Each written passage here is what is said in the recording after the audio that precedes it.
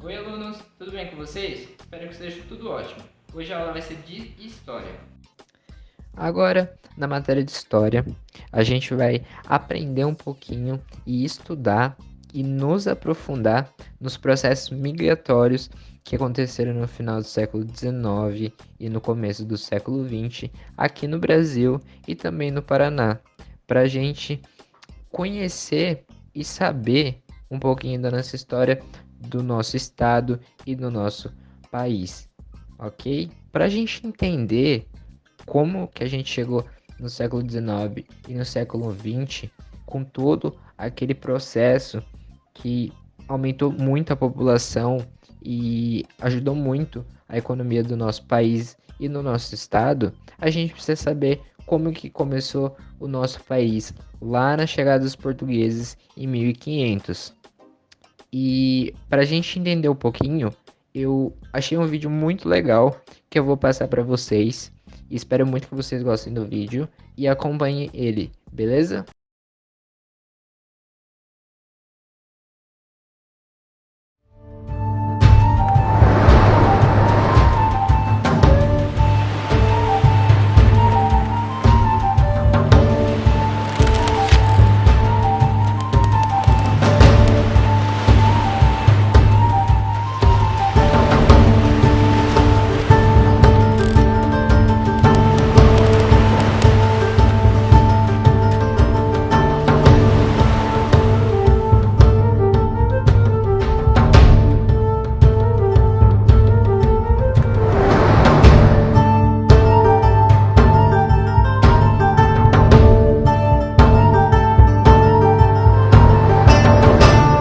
Os portugueses são nativos da Península Ibérica e das ilhas de Açores e Madeira. Seu idioma oficial é o português e tem o catolicismo como religião principal. Sua ligação com o Brasil é fruto da Era dos Descobrimentos, iniciada em 1415. Limitados pelo domínio espanhol do comércio terrestre e pelo domínio italiano do mar Mediterrâneo, os portugueses se lançaram no Atlântico, buscando conquistar a costa africana. Com a tomada de Constantinopla pelos otomanos em 1453, o caminho para o Oriente foi fechado. Coube a Portugal encontrar um novo caminho para as Índias, feito alcançado por Vasco da Gama em 1498, graças ao aperfeiçoamento português das técnicas de navegação, cartografia e instrumentos, além de seus velozes navios, as naus e caravelas. Para contornar a África, era necessário se afastar da costa para evitar uma grande área de calmarias. Uma das versões mais conhecidas sobre a chegada dos portugueses ao Brasil em 1500 relata que Pedro Álvares Cabral acabou desviando-se demais da rota, ancorando no litoral da Bahia. Contudo, muitos historiadores acreditam que Cabral já sabia da existência de terras no oeste e foi encarregado pela coroa portuguesa de tomar posse do local. Nesse período, o Reino da Espanha também fazia grandes avanços na navegação, chegando ao litoral do Caribe em 1492.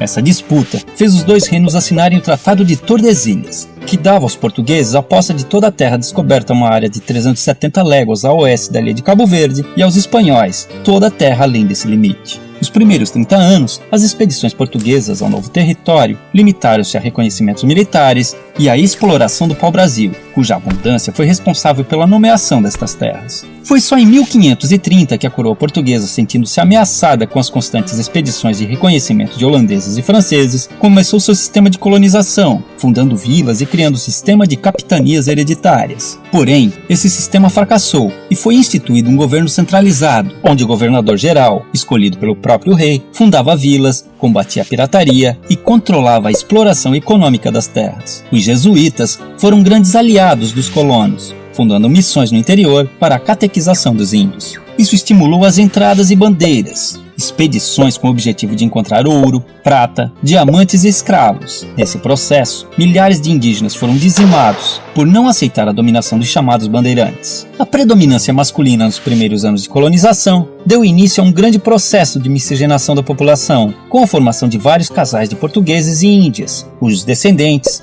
encontram-se hoje na árvore genealógica de muitas famílias brasileiras.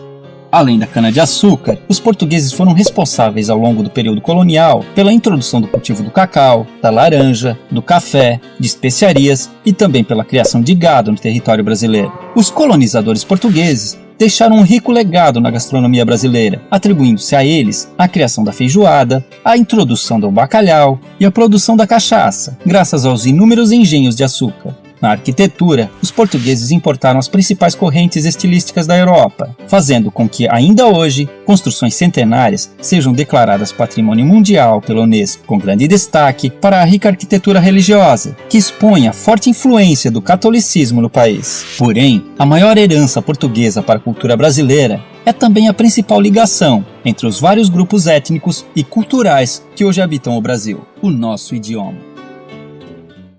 Agora que vocês viram o vídeo e entenderam um pouquinho de como foi essa chegada, um pouco quanto conturbada dos portugueses aqui no Brasil, e ao mesmo tempo que ajudou bastante o Brasil a ser colonizado e avançar um pouco no tempo do que era. A gente vai entender um pouquinho de como começou o processo migratório no Brasil mais para frente, que no caso no século XIX para o século XX. Que já faz um pouquinho de tempo. Eu coloquei um resuminho bem rápido aqui para a gente tentar entender um pouquinho, beleza? Eu vou dar uma lida aqui. Foi, porém, na virada do século XIX para o século XX que ocorreu o ápice, ou seja, a maior parte do fluxo migratório que já vivemos aqui no país. Isso se deu por uma conjunção de fatores internos e externos. O que quer dizer aqui? Que por vários fatores, seja ele aqui no Brasil ou para fora, ajudou o ápice, a chegar no ápice do fluxo migratório. Outro motivo, a Europa vivenciava os desdobramentos da Revolução Industrial, que provavelmente vocês vão estudar ou já estudaram sobre a Revolução Industrial, que foi uma revolução muito importante para o mundo, não somente na Inglaterra, que foi onde aconteceu. Continuando, e suas consequências como dispensas de mão de obra, explosão demográfica, facilitação dos meios de transporte e comunicação, agitações políticas, e basicamente foi esse alguns dos motivos que aconteceram com a Revolução Industrial, que acabou mandando muita gente para nosso estado e município. Porque a Revolução Industrial chegou como uma bomba lá. E assim, houve muita dispensa de mão de obra, muita gente desempregada. Então começaram a procurar outros lugares. E ao mesmo tempo que teve muita dispensa de mão de obra, houve uma explosão demográfica. O que isso quer dizer? Que houve muita gente chegando na Inglaterra por causa da Revolução Industrial, porque já era um país muito desenvolvido. Lá ficou muito desenvolvido. País de primeiro mundo, um dos maiores e mais abertos do mundo, a gente pode dizer assim. Continuando. O Brasil, por outro lado, estava no auge da expansão da lavoura cafeira no Sudeste. Então, o que isso quer dizer? Como ele estava no auge, isso acabou atraindo muita gente lá pro Sudeste e pro Sul, porque aqui também foi um espaço que cresceu muito e precisou muita mão de obra. E como lá estava tendo muita dispensa, o povo falou, vamos para onde está precisando. Então eles migraram bastante para cá. Continuando aqui. Aí a gente chega no Paraná, no nosso estado. Vou ler aqui. Os fluxos migratórios com destino ao Paraná se intensificaram a partir da década de 1850, quando o estado obteve sua independência e deixou ser uma província de São Paulo. Então quer dizer o quê? Que o Paraná não era livre, ele era uma província de São Paulo. São Paulo que mandava aqui no Paraná. Em 1850, ele deixou de ser a província e ganhou a independência. Nesse momento, o governo local desenvolveu políticas para atrair novos imigrantes a fim de promover o desenvolvimento econômico do estado. Então teve muito marketing em cima para trazer mais gente para o nosso estado, para crescer e ter uma renda, uma economia ainda maior. Somente entre os anos de 1853 e 1886, o Paraná recebeu aproximadamente 20 mil imigrantes. Hoje em dia a gente olha esse número e fala, nossa, 20 mil? Pouca pessoa. Mas antigamente, 20 mil pessoas vindo para um lugar era muita coisa. porque hoje em dia a gente tem 8 bilhões de pessoas na Terra. Séculos passados era coisa de 500 milhões, 1 bilhão. Não era tantas pessoas. Imagine 20 mil pessoas vindo para o nosso estado. Era muita coisa para a época. Continuando. A população paranaense é composta por diversas etnias. São principalmente imigrantes alemães, poloneses, ucranianos, italianos, portugueses, holandeses, espanhóis, árabes, argentinos e japoneses, além dos indígenas que já habitavam o território. Ao todo são 28 etnias, contribuindo para a pluralidade cultural do estado. Aqui a gente pode ver que realmente foi muita gente que veio para cá. Não é só um país ou outro, ou por exemplo, só a Inglaterra que veio para cá. Assim a gente percebe como a gente tem uma mistura, uma seleção de culturas e etnias e raças que a gente pode observar no nosso estado. Como que ele é rico em conhecimento e cultura. Bom, agora para fixar sobre o Paraná e como foi essa formação, eu vou colocar um vídeo na tela para vocês. Espero muito que vocês gostem também desse vídeo. Ele explica bastante de como que o Paraná começou e como é legal saber essa história, ok?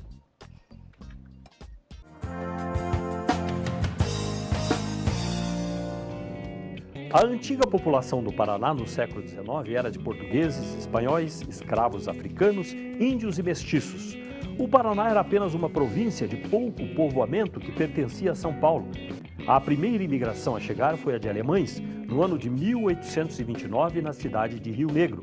Mas a vinda de europeus começou a crescer mesmo por volta dos anos 1870.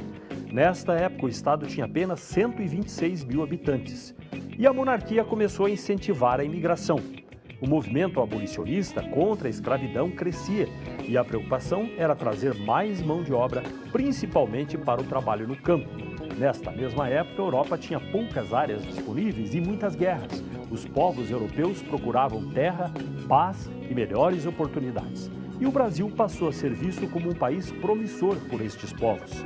Depois dos alemães vieram os italianos, franceses, suíços, poloneses e ucranianos. E a imigração deu um novo impulso para a economia do Sul.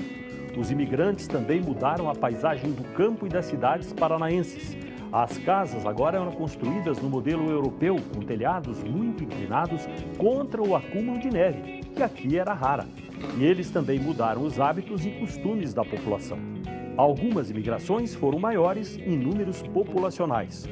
Os alemães trouxeram a tradição do associativismo, que depois foi adotado pelas cooperativas, e se dedicaram às atividades comerciais, industriais, à agricultura e à construção, e foram muito importantes no crescimento do comércio da capital. A imigração espanhola começou no final do século XIX. Em grande parte, eles foram trabalhar com a produção de café no norte do estado e no comércio e produção de móveis. Os ucranianos chegaram ao Paraná no ano de 1895 e se concentraram em colônias ao redor de Curitiba. Outras colônias foram criadas no interior, principalmente no sul do estado. E hoje o Paraná tem a maior colônia ucraniana do Brasil. Os japoneses chegaram ao Paraná a partir de 1915, na capital e norte do estado, principalmente nas regiões de Maringá, Londrina e Açaí, e dedicaram-se à agricultura e ao comércio. Os sírios e libaneses chegaram no início do século passado a Paranaguá e depois se espalharam pelo estado. Tradicionalmente, eles trabalhavam com o comércio e, por isso, preferiram as áreas centrais das cidades. Os primeiros holandeses chegaram em 1909, na região de Irati, no sul do Paraná. Os outros foram para a região dos Campos Gerais, onde fundaram cooperativas de laticínios nas regiões de Carambeí e Castrolanda, e se destacaram pela alta qualidade e pela grande produção de leite e derivados. Além dos imigrantes, o Paraná teve uma grande contribuição dos índios e escravos. As antigas tribos indígenas paranaenses criaram os primeiros caminhos que permitiram a entrada dos portugueses, e os escravos chegaram a ser 40% do total da população do estado no século XIX e deram uma grande contribuição no trabalho de construção das cidades, das estradas e no campo. Com tantos povos e culturas diferentes, o desenvolvimento se tornou acelerado. Hoje, o Paraná é um dos estados com a maior variedade de povos do Brasil. No total, foram imigrantes de 28 etnias, que trabalharam muito e construíram um dos estados mais desenvolvidos e produtivos do Brasil. Bom, agora que vocês assistiram o vídeo, eu deixei 3 perguntinhas muito legais aqui para vocês. Não são difíceis, são bem fáceis, se vocês acompanharam o vídeo e entenderam. Eu vou dar uma lida aqui. Quais motivos pelo ápice do processo migratório no Brasil? A resposta está ali no vídeo ou na tela. 2. Cite os principais imigrantes que vieram para o Paraná. Vocês vão pegar todos que foi citado no vídeo ou citado alguma vez que eu falei e vão colocar aqui, beleza? 3. O que mais te chamou a atenção nos vídeos? Por quê? Essa aqui é uma resposta mais pessoal, então vocês podem colocar o que mais chamou a atenção de vocês no vídeo e vão deixar marcado aí e anotado. Ok? Eu vou dar um tempinho aqui para vocês responder, eu já volto com a resposta.